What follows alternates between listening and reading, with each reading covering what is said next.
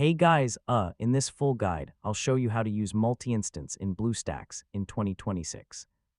So if you want to run multiple games, use several accounts at the same time, or multitask with Android apps on your PC, yeah, this feature makes it really easy.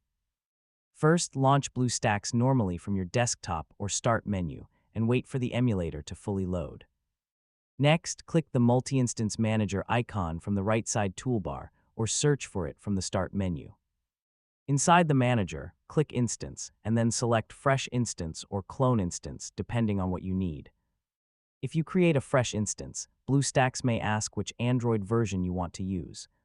Choose the version recommended for your apps or games. Now choose how much CPU and memory you want to allocate for the new instance. So, lower settings are better for weaker PCs, while higher settings improve performance on stronger systems. After creating the instance, click Start to launch it. Yeah, you can now run another Android environment separately from your main BlueStacks window. When you're finished, you can stop, delete, or manage instances directly from the Multi-Instance Manager dashboard. And that's basically how to use multi-instance in BlueStacks in 2026. Now you can run multiple apps, games, or accounts at the same time directly on your PC. Thanks for watching, and I'll see you in the next tutorial.